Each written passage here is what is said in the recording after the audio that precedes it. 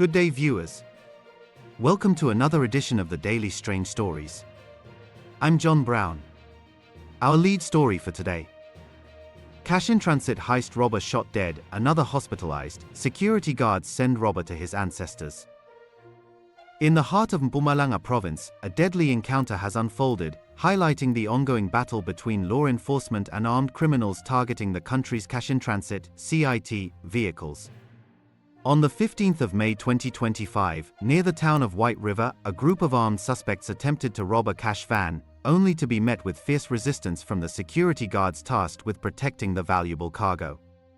The ensuing shootout resulted in one robber being shot dead at the scene, instantly joining his ancestors, while his comrades sustained serious injuries before being taken into custody. Fearing for their dear lives, the remaining members of the gang fled into the surrounding landscape.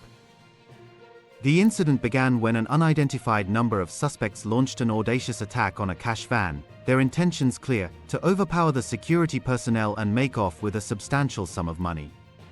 However, the security guards were prepared for such an eventuality, having undergone rigorous training and equipped with the necessary firepower to defend themselves and the assets they were entrusted to protect. As the robbers launched their assault, the security guards responded swiftly and decisively, engaging the suspects in a fierce gun battle. The air crackled with the sound of gunfire as bullets flew in both directions, the intensity of the confrontation leaving no room for doubt. This was a fight for survival. In the heat of the moment, the security guards managed to gain the upper hand, their superior training and tactical awareness proving to be the decisive factors. One of the alleged robbers was struck by gunfire, succumbing to his injuries at the scene.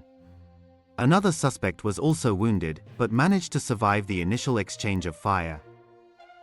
With the tide turning against them, the remaining members of the gang made the decision to abandon their mission and flee the scene, leaving behind their fallen comrade and the injured suspect.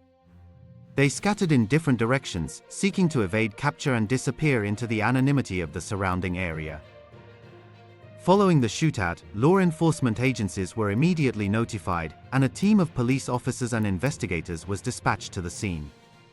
Upon arrival, they found the lifeless body of one of the alleged robbers, as well as the injured suspect, who was promptly taken into custody and transported to a nearby hospital for medical treatment under police guard.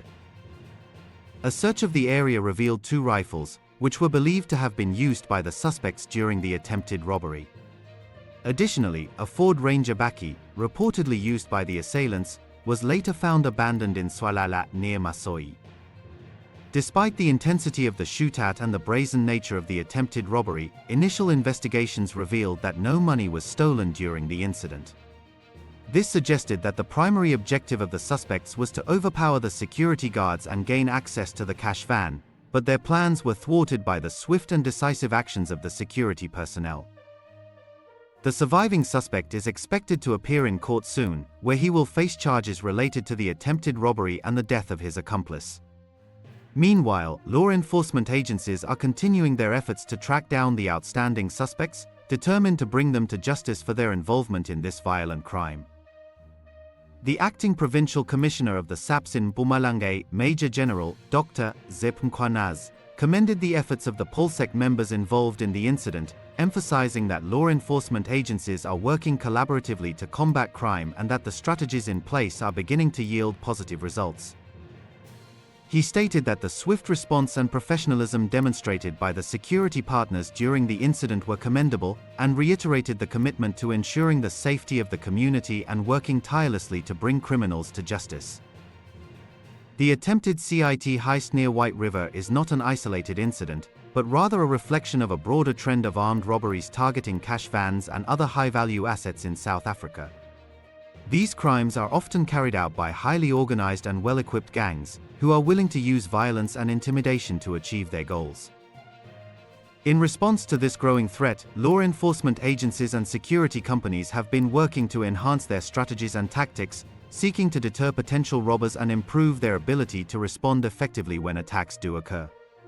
This includes investing in better training and equipment for security personnel, as well as improving intelligence gathering and coordination between different law enforcement agencies. The incident near White River also serves as a reminder of the dangers faced by security guards, who are often the first line of defense against armed criminals. These individuals put their lives on the line every day to protect valuable assets and ensure the safety of the public. The attempted CIT heist near White River bears a chilling resemblance to a similar incident that occurred just last week in Togoza, on the east rand of Gauteng. In that case, a gang of approximately 10 robbers targeted a Fidelity Cash Solutions CIT vehicle, employing explosives to try and breach the armored van. However, their plans went horribly wrong when one of the robbers also joined his ancestors after accidentally detonated the explosives prematurely, resulting in his gruesome death at the crime scene. Police forensic teams combing the scene of the botched cash in transit (CIT) heist last week were stunned to find pieces of human flesh in people's yards and on rooftops. It was initially reported that one suspect lost a leg when explosives used to detonate the cash van went off after the armed robbers rammed a silver BMW into the cash van, bringing it to a halt. It has now emerged that the robber whose leg was spotted on the scene had in fact died on the same day when he blew himself up with explosives while trying to attack the cash van. His dismembered body parts could now assist police gathering evidence about the gang behind the failed heist. The Gauteng Hawk spokesperson Colonel Gatleko Mokale told reporters that the suspected robbers' chopped body parts were found on rooftops of the neighboring houses at the corner of Kumalo and Murubisi streets. Mokale said it was after police had arrived at the scene and the commotion had died down that residents started seeing mangled pieces of body parts in their yards and on the streets. Colonel Mokale added that his body was in pieces. She said it was not only the leg that was at the scene, other pieces were all over the neighborhood and in people's yards. Other parts were found on top of people's roofs. Now Hawks investigators are trying to use the pieces of human flesh found on the scene last week to build a profile of the suspect and possibly track down his gang to solve the crime. Mokale said no one has come forward to claim the body parts to date. Colonel Mokale said if no one claims these pieces, they will be buried in a pauper's funeral. She said this is why they always tell people how dangerous it is to approach a cash van that had been bombed to pick up money after the robbers have left, as other explosives could not have detonated yet. According to police, residents who rushed to the scene when the explosion went off had initially thought the robbers had fled the scene with one of the injured men, leaving his leg behind. As Major General Dr. Zep Mkwanazi pointed out, law enforcement agencies are working tirelessly to combat crime and bring criminals to justice.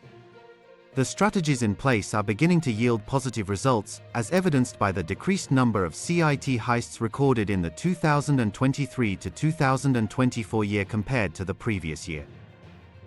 Thank you for watching this news video. We'd love to hear what you think about this story, so please leave your comments below. We read them all and appreciate your insights. Join us again in our next strange story. Until then, goodbye.